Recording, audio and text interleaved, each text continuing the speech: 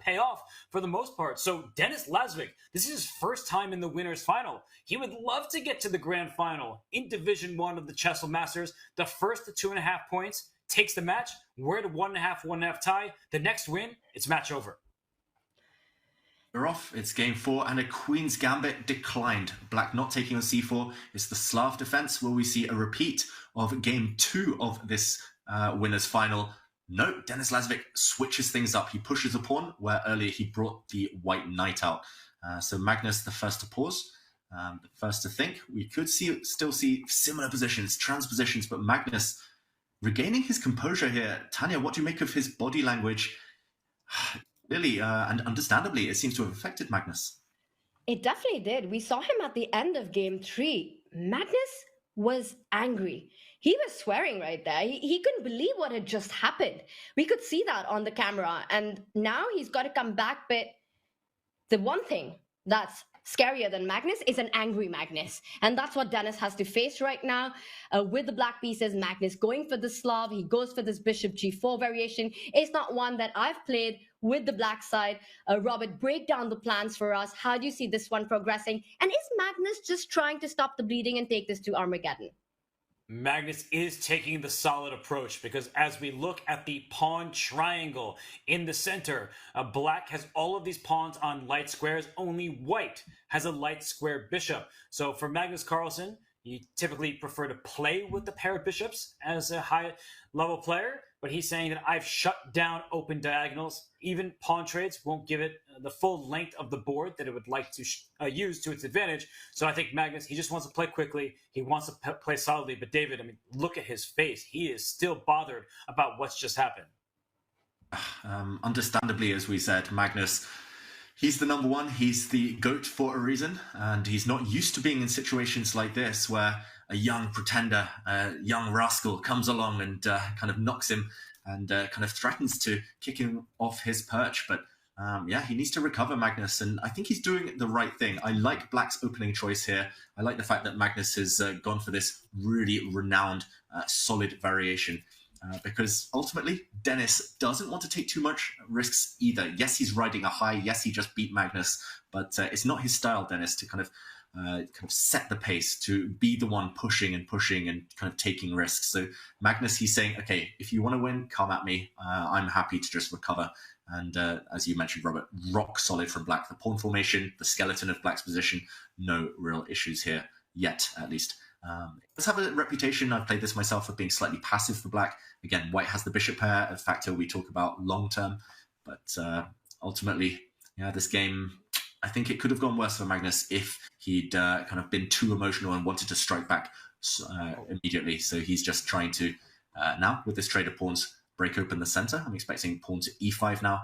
And he's trying to neutralize Denis, try and get out of this game. And I don't think either of us would complain, right, Tanya, if we saw an Armageddon. Absolutely. I think if this match goes down to the wire, if any match deserves to go down to the wire, it is this one. And it's going to be a spicy Armageddon. Speaking about who wants to push, well, Denis isn't going to be a pushover in the Armageddon. He's taken down Anish Giri. He's taken down Maxime Vachier-Lagrave in the Chessable Masters in the Armageddon. He's going to be taking a lot of confidence from that. The e5 break that you were alluding to in the current position, I think that's definitely on Magnus's radar. He's just preparing it a little bit. First falls back with that bishop. White can start pushing his own central pawns, try to take that space with e4, which I think will be met by your move e5, David. It's on the board, and at least e4 is, with a big threat. White wants to play e5, so surely Black has to stop it here. That would be a fork, a double attack if White steps forward one more square, and there we go. Magnus does indeed block. And now, okay, Denis advances, locking the center, sometimes not favorable if you have the bishop pair, but here it's all about control of the light squares. Magnus doesn't want to allow White to sit with a protected pass pawn forever, but if he ever trades on the d5 square, White's light squared bishop will gain in power. Robert, I like Denis's last couple of moves. He's showing ambition here. It looks nice for White. This bishop on c4 is a much better piece than it was a few turns ago because that pawn triangle, all in light squares, blocking its diagonals, that's no more. And it will open up towards the Black King at some point. But look at Magnus. He says, All right, I concede that your bishop will be strong, but how about my bishop on c5? How about some of the control that my knights will get? This knight can wrap around to b6 at some moment. So both players, they need to figure out what the optimal squares are for their pieces, and it's actually not that easy. One big decision is, should white take on c6 to isolate both of black's queenside pawns, but isolated pawns, open files. An open B file could be useful for black, and that's why Denis, he keeps the status quo and he maintains a slight pull. I think this one is very likely heading to that Armageddon that we're looking at, with that last trade and a queen trade being offered to Magnus. You've been talking about body language, looking at him. David, I think this game for him is about calming down and just knowing that, with the black pieces, doesn't want to lose control of anything, and we take this fight there. But now the big question is, do you trade queens, especially against Magnus here? Normally, I would say no. Don't do it against the best endgame player of all time, the endgame maestro himself. But here you do gain a bit of time, potentially. He drops back, though, Denis Lazavik, fearing those words maybe echoing in his ears. Don't trade queens against Magnus. But now, at least, the structure changes. And Denis, I was going to say, is he going to take back with a pawn? Maybe the most ambitious move, but be saddled with an isolated pawn of his own? Or does he play it safe? Does he take back on this square with a piece, the bishop, the knight? Spoiled for choice here. And at least on the camera, visibly, Magnus seems to have calmed down. Robert, what do you make, of this knight capture from Denis? I thought we might get this continuation because the risk associated with isolating your own pawn, sure, you would have had a pass pawn. I don't think that's Denis's style. I don't think he wanted any part of that. And this looks very level. And this move queen back to e7, it's so that when or if black takes on d5 and the rook takes back, the queen isn't hit. So it's a bit of a prophylactic move. It's a defensive move. And I actually think that if Denis isn't careful, knights can outclass bishops because this bishop is on its optimal square. But later down the line, if you can envision a knight somewhere out on an important dark square, maybe f4, maybe d4. It's a long ways away, so I don't think it's going to happen. But knights can be very jumpy, tricky pieces. So Denis just can't assume it's going to be a draw. Magnus, he typically plays on if there's any life left. Magnus doesn't look too lively right now, though, too energetic. I think if he wants to get this game towards safety, there we go. He'll happily trade off all the rooks. And Robert, that dynamic you mentioned, queen and knight versus queen and bishop, yeah, maybe some chances long term. So Denis shouldn't relax too early, never relax against the top players, of course. But ultimately, Tanya, I think your prediction, draw and Armageddon, looks by far the most likely outcome right now. And you mentioned queen and knight versus queen and bishop. It gives chances to the side with the knight because they can get tricky. But if even the queens come off, if it's just a pure bishop versus knight endgame with pawns on both flanks, it's actually white with the bishop, a long-range piece that can start pushing a little bit. The king can come out. The bishop can be on d5, controlling more of the board. So it's really about who manages to get the ideal trades in. But I think both players are making quick moves, quick improving moves, and we are going to see either the queens come off or the rooks come off. But I highly doubt that this will head to a pure bishop versus knight, because in that case, Denis will be the one who will be pushing. Yeah, that would not be good to get bishop versus knight. I think that with the knight where it currently sits, it covers many key squares. And don't be surprised when Magnus throws his h-pawn forward. Right now is one option. He can also play on the queen side. I just feel like some of black's moves are a little bit easier to play than white's. This open d file, it looks just as strong as the open c file. But I don't know. Something about this position is making it difficult for me to see what white's actual plan is. David, do you see anything for either side, honestly, and how you could play for more than just equality? It's tough. I think ultimately the position is equal. I would have said, actually, until this last move, that Magnus is going to play his trademarks. He's going to play h5, just to tickle, pretend that he's pushing some pawns forward on that flank towards the white king. And he might play a5, pretend he'll push the b pawn as well on the other flank. But I think Magnus's mood is different right now than it was earlier in the day. He's just happy to guide this game towards safety. And yeah, rook to d4 might be the only way to imbalance things. You pointed it out there, Robert, on the board. Rook d4 would have changed the pawn structure potentially, but now that the rooks are off, it looks too symmetrical. Look at the pawn structure, pretty much almost symmetrical. Should still be a draw, but queen and knight we mentioned. Would choose black slightly if I had to. I wanted to ask the question though, assuming that this one stays level, Who do you think is the happier player, and who do you think wants black in the Armageddon? Wow, that's a tough one. But I think it's a really important question, David, because I think both players will try and get the result odds. They will try to get the black pieces. But then how low can you actually go to attain that? I don't know who's going to win the Armageddon bid, but I am predicting a bid around 6.5 minutes by these players. What about you, Robert? I think that Denis, yeah, he has shown a willingness to get low on the clock. He also just brought his king out into the open. You can use your kings as weapons in the endgame, everybody, although now black is aiming at a pawn. But to answer the Armageddon question, I think that Magnus, he's willing to go quite low. He's been way faster in this match thus far. For Denis, yeah, I feel like 7 minutes is probably the lower limit, just because he constantly finds himself in time trouble and he won't have increment to rely on. So I feel like Denis will probably end up with the white pieces. Mm. Answers, David, guys. You got to answer your question too. We're not going to let you off the hook so easily. I was about to deflect and try to dodge that one, but I agree. I think both players will be quite keen, especially Magnus now after this last game, to get the black pieces. Magnus lost with white, so why not try to get black? I also wanted to point out the accuracy. This game, I mean, it's such a high-class game, and sometimes ultimately a draw is a logical result in chess. 98% accuracy for both players. Yeah, I think Magnus would love black, and he might go lower than we expect. I think he'll be super keen to get the draw odds. But right now, a pause from Magnus, a bit of a frown on the camera. Do you think he'll try and grind this one? We keep saying tickle Denis here, create some threats, pawn to h5. We predicted, actually, both the rook's pawns starting to march here, Robert. Typical Magnus, and he may even throw that pawn one step further, because if white responds with g4, this may be hard to visualize for some. You're just giving black all of the dark squares. So when your opponent has a knight and you have a light square bishop, how can you control dark squares if your pawns are on dark squares, since they capture diagonally? So you have to be very careful here if you're Denis Lazavik. I know that the bar is in the middle, the draw seems to be the likely result, but we've seen it from Magnus countless times in his illustrious career. You take one move off and suddenly you're in trouble. So does white stop that, but give black this very important g4 square? Looks a bit worrisome to my eyes. Do you allow black to play h4 and then harm white's pawn structure? Also looks problematic. I do think that Denis has to invest some serious time here, and he's already down almost 3 minutes on the clock. Why should Magnus just make a draw? And actually, his latest move allows black to play h4. This is risk-free chess from the number one player.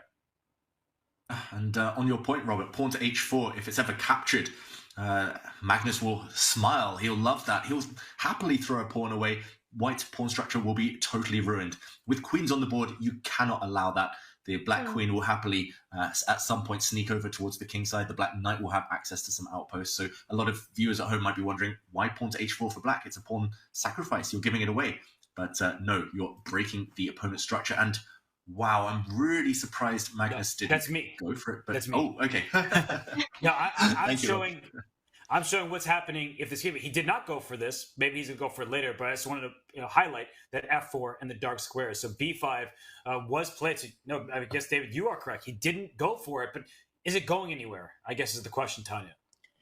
I want to just highlight the idea behind this last move, b5. I think after h4, Denis intended to play queen to c4, which is why he made this retreating move bishop to b3. We've been talking about the different trades in the position, that how a queen trade would actually favor white. So b5 was a really nice prophylactic move by Magnus, taking away a key square, which would have forced a trade, because it's not only offering that queen exchange, but also that f7 weakness, which is why Magnus did not rush with h4, played b5, controlling the square, and now Denis is offering a bishop trade on d5. And I think if Magnus picks this up, are you gonna go into a king pawn ending? Will you calculate that? Well, none of that. Neither of the players want it. Magnus steps back, attacking the h3 pawn. The king comes back, and we're expecting that move h4 to land about now. Especially if Magnus wants to win this game, or if he wants to keep any winning chances alive. But feels like hesitation here, Robert. Indecision from the world number one. Magnus just drops his king back. Doesn't necessarily improve things. He's coming towards the center, hinting he might take the white bishop, but still yet to go for that h4. Why do you think he's waiting? Why isn't he pulling the trigger and going for it? Well, thank you for the hint, because I was thinking that knight takes d5 made white's life easy, but you're absolutely correct that especially if the queens come off there, the black king can dart to the center, and black may just win the pawn where it lands on d5. So white needs to be very careful. I'm not so sure about some of these decisions from both players, frankly, but the pawn on b4, is it a weakness? Is it a strength? You do get a pawn on a dark square. Your bishop can't help defend that later on, but that also freezes black's pawn on a light square, so your bishop can go after that. This is Magnus Carlsen. Will he push? Will he press? Tanya, it does feel like his style of endgame here, but is there enough life left?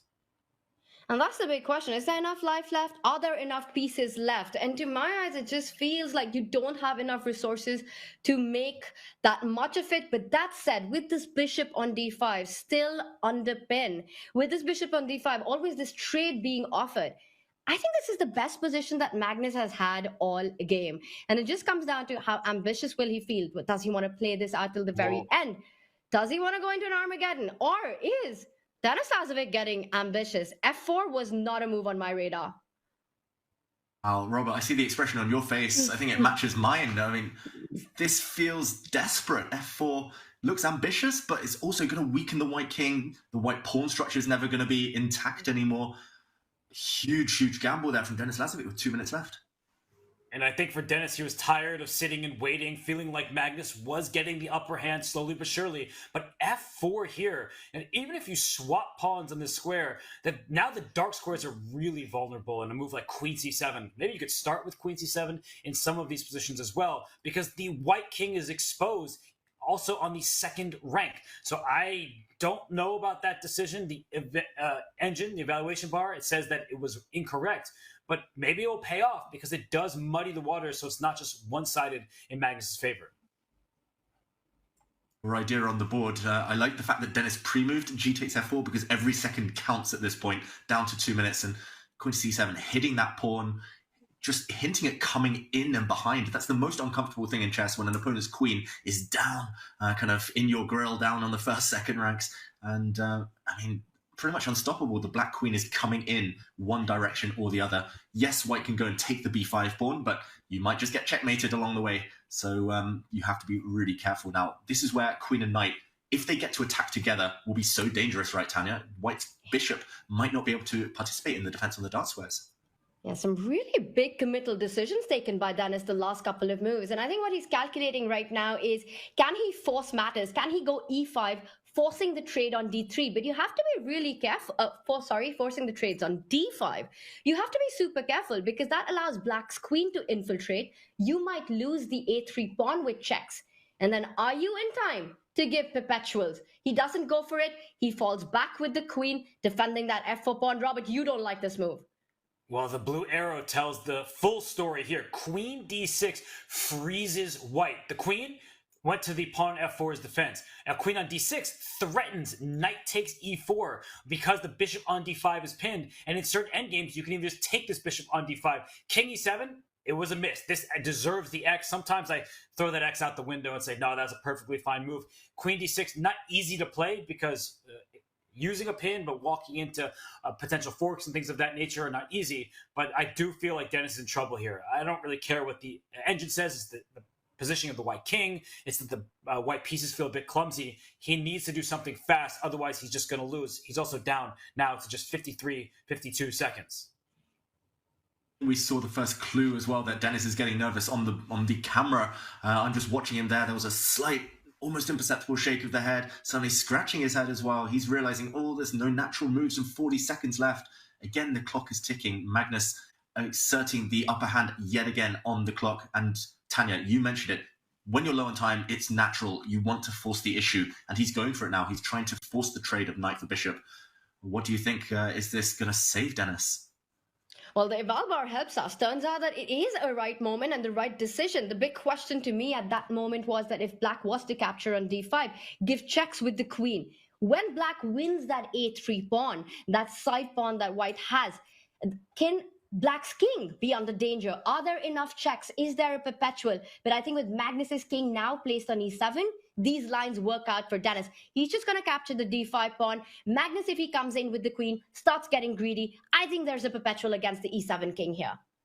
There's just one thing that Denis needs to be alert about. If he brings his king to the third rank, there could be a sneaky check on b3 trying to create a passed pawn. So Denis, he has a drawing mechanism of his own. The black king is actually in a bad position because once the black queen leaves, queen d6 to b8 and back to d6, you know, put it on a yo-yo string, it's going to deliver a draw. But Magnus, he pose a really challenging question to Denis now.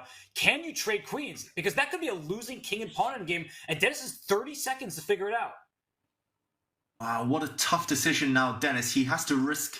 Either he has to trust Magnus and dodge the queen trade, or he has to risk a king and pawn endgame, queen to c5 check instead. I think a wise decision. If in doubt, take the safer option. King and pawn endgames are pure calculation. It's move by move. You're either winning or losing or drawing, like nothing in between. You can't just wing it. So queen to c5 check. Now the black king, Tanya, you mentioned it's not entirely safe. Do you think it's going to step forward? Is Magnus going to be feeling brave? Wow, there we go.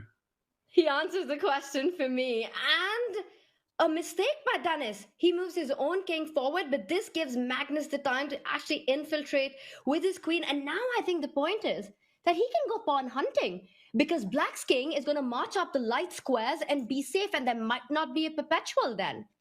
That's exactly what's happening here. But the players, they don't have any blue arrows. They don't have an evaluation bar to decide telling them that this is the moment.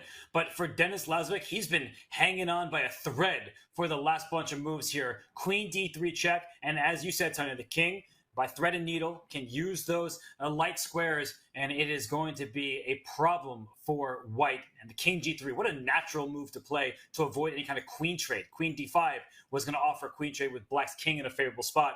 David, will Magnus find queen d3 first and king f5 second? Yes, because, Robert, I want to point out, don't play king f5 now. If you play king f5, enter with the black king, you lose on the spot. The white pawn will step forward to e6 with a discovered check, and you have to retreat with the king, taking this pawn. You get mated in the center of the board. So, process of elimination, you cannot advance your king first. You have to go for a check, and only then, once your queen is safe, drive forward with your own king. It's a race between kings right now. And Magnus, we think he's going to go for it. Do you see the blue arrow here? G5 check. I assume if pawn takes you, there might be queen c4. Is that one of those ideas that you can play to force the queens off the board and get a passed pawn? That is incredibly deep, and it goes to show that pawn quality, it often outpaces pawn quantity, and especially in an endgame like this. If G5 check is played, I'm going to freak out because that just looks impossible. There are no protectors of that square, and white has two pieces covering it. We're all going to fall out of our chairs if G5 check is played, but Magnus has 25 seconds. Always look for checks first. That's the moral of the story. Either they're very good or you rule them out and you look for something better. But okay, he's really going low on the clock. He plays the more natural move, king to f5. Missed opportunity, maybe winning there, some checkmates or queen trades. And now, wow, blue arrow says the best move to keep the balance. The only move is to give away the pawn, and Denis has done it. He's going for perpetual check. Can the black king escape from the white queen's gaze right now? Ooh, no more checks suddenly. Why has he sacrificed the pawn? Why is this genius? Because of the king march. Now it's Denis being brave and adventurous with the white king. Yeah, I didn't see another check, and I was really surprised. But like you said, the black queen needs to defend all these checks, and he goes pawn hunting, but now there's got to be a perpetual. Now you start just checking the king, and you don't allow black's queen. You probably give a check from c5, making sure that the black queen cannot come to defense. He does exactly it. That. We're going to be careful, Denis. The black queen can swoop back to block some of these checks, as she just does there. And Denis, did he miss that one? He leant back in his chair. 2 seconds. He's playing purely on the increment now, shaking his head. The black king's going to slide away, slink away to safety, and the white king might get checkmated. Be careful here. He offers a queen trade. What an offer! And it's a draw. So it was brilliant by Denis Lazavik. Apparently, this is a hold, but not after that move. He had to play b5 a moment ago. Now it's too slow. Start a race, Denis Lazavik, but he had no time to calculate, shaking his head. Now the black pawns are going to march forward to victory. Heartbreak. He was one accurate move away, so close, but Magnus is going to do it. Endgame magic again. There we go. Magnus Carlsen. He does it. He gets the win in, and that was an insane finish.